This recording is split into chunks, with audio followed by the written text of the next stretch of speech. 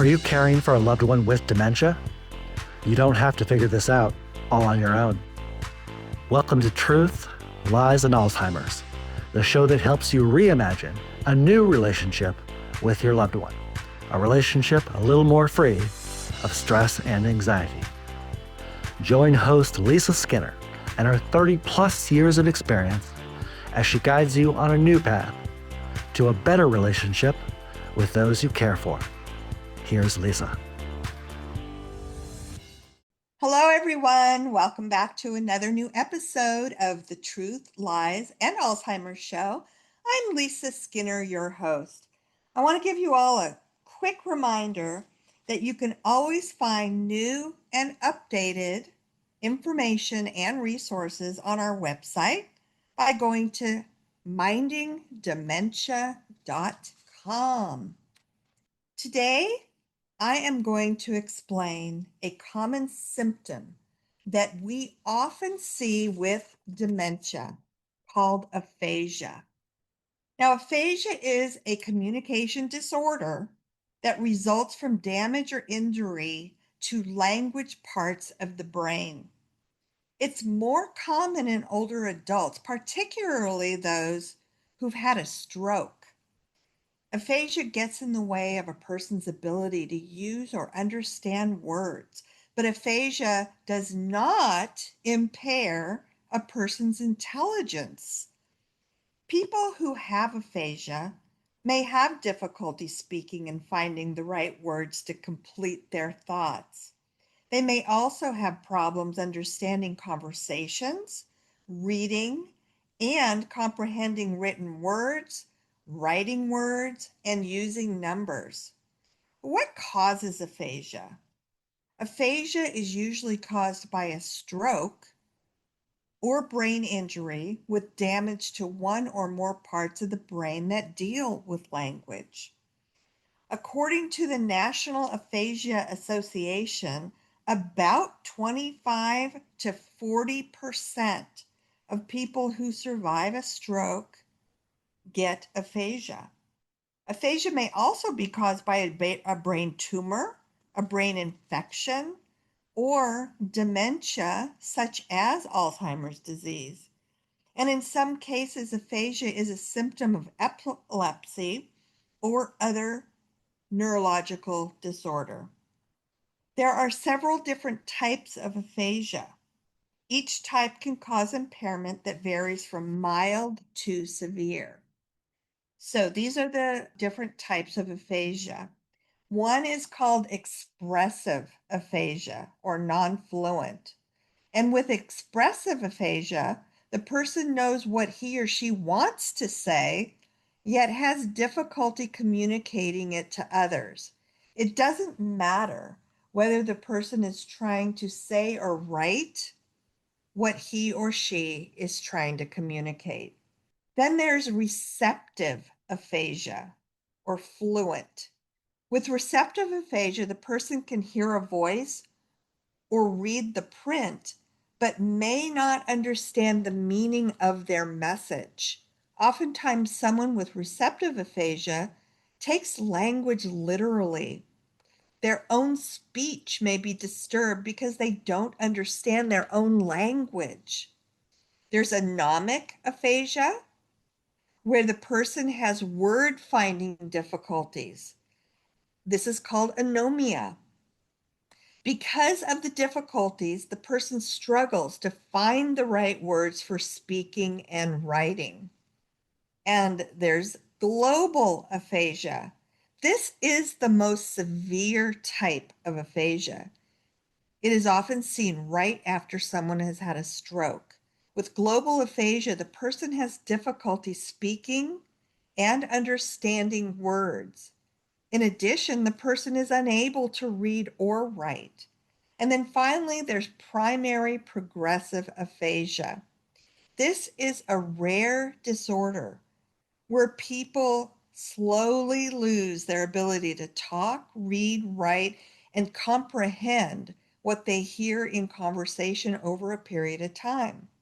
With a stroke, aphasia may improve with proper therapy. There is no treatment to reverse primary progressive aphasia. People with primary progressive aphasia are able to communicate in ways other than speech. For instance, they might use gestures, and many benefit from a combination of speech therapy and medications. Now, aphasia may be mild or it can be severe. With mild aphasia, the person may be able to converse yet has trouble finding the right word or understanding complex conversations. Severe aphasia limits the person's ability to communicate. They may say little and may not participate in or understand any conversation. Additionally, aphasia also refers to the loss of spoken language or speech comprehension, reading and writing abilities, and is due to neuropathology, for example, having Alzheimer's disease. And it's caused by the deterioration of neural tissue accompanied by behavioral and functional decline, including communication abilities. As Alzheimer's disease and other related dementia continue to destroy brain cells, a significant symptom, this one known as aphasia, develops. And aphasia does worsen as the disease progresses. It can be a very common symptom to Alzheimer's disease and can not only include the loss of spoken language or speech comprehension, reading and writing abilities, but also the ability to process what other people are saying. And this is due to the brain damage caused by Alzheimer's disease.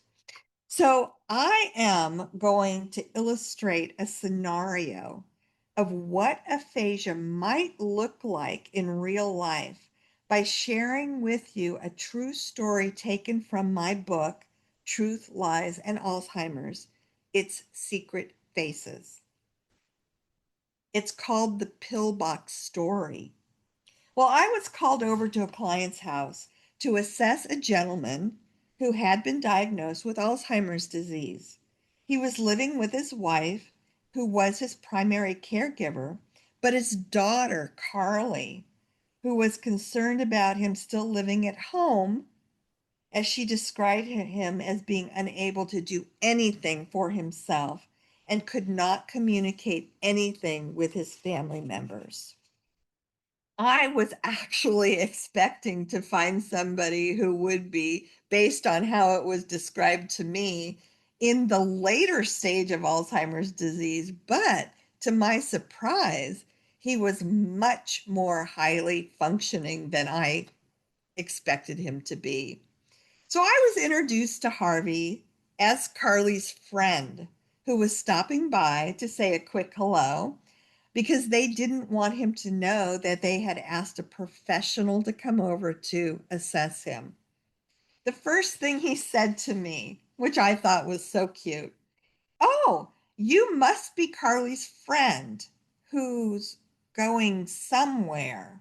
They had told him that I was stopping by on my way to Ashland, Oregon Shakespeare Festival. Well, Harvey did not remember where they said I was going, but he did remember that I would be stopping by on my way there. Someone as far gone as Carly had described to me would not have been able to retain that much information. And that was my first clue. I then sat down at the kitchen table with him and noticed a blue pill organizer sitting on the windowsill marked with the letters MTWTHFSS. So I pointed to it and asked him what it was. He replied to me that that was his thing. I asked, "Well, what does it do, Harvey?" And he said, "Well, the things I put in there are the things that keep me alive." I was taken aback by that response. I continued with Harvey, "Well, how do you know where to put the things?" Well, he couldn't recall the word for medication or what those letters on the organizer stood for: Monday, Tuesday, Wednesday, Thursday, Friday, Saturday, Sunday. But he did show me how he took a pill from each of his prescription bottles and placed them in that organizer, beginning in the leftmost compartment and then the next one to the right, and so on, until each pill was correctly placed in a compartment. Then I heard his wife, Darlene, call out and say, "Yeah, the old codger gets them right every time. I do check to make sure." Carly, as it turns out, had been mistaking her father's decline in verbal skills for a decline in his cognitive skills. But it was very apparent to me by then that he understood much more than they believed he did. He was actually incredibly still very highly functioning. After my visit, I wrote up my assessment of Harvey with some recommendations of what they could provide for him in the way of activities and care options to keep him engaged and active, to slow down his decline, and to keep him as independent for as long as he was capable, based on his obvious skill level, and to avoid the temptation to do everything for him. And they agreed to that plan. Further thoughts about this scenario. As Alzheimer's disease and other related dementias destroy brain cells, a significant symptom, the one we've been talking about, known as aphasia, starts to appear. Aphasia does worsen as the disease progresses. It becomes harder to remember the right words and process what others are saying, as we heard in the pillbox story. Harvey did suffer from aphasia, and it presents itself in many different ways. But the thing to remember, as this condition is a result of damage being done to the communication centers of the brain. It was evident in this story that Harvey was very highly functioning cognitively. He understood everything that was being said to him. However, he had difficulty finding the correct words to use, as well as difficulty articulating his thoughts. For example, when I did ask him what that pillbox was, he couldn't remember the correct name for it, even though it was obvious to me that he knew and understood its function. A more cognitively impaired person would not have been able to recognize what a pillbox was or what it was used for, as Harvey did. There were also a lot of misperceptions from the family members in that story, which is perfectly natural and by no means a negative reflection on the family members. We all have blind spots, especially when we don't know what we don't know. And that includes me. It's important to remember that what connects us with others in the world is our ability to communicate. It's the ability to get and give information, as well as express our needs and feelings. Using language is the most common form of communication that we can all use effectively, such as body language, facial expressions, and gestures. But sadly, with dementia, the ability to communicate is gradually lost. It is not uncommon for people with dementia to substitute words when they can't think of the words that belong, or they unintentionally make something up. There's actually a name for that. It's called confabulation. The first problem is typically with finding the right words that fit into what they are trying to tell us. Later in the disease, a person may have even more difficulty expressing thoughts and ideas. Their brains might know what they want to say, but they lose the ability to actually articulate those thoughts. This decline in the ability to communicate can often lead to frustration, understandably, and also emotional outbursts. Also, the ability to understand what's being said to them, as I mentioned, also declines significantly.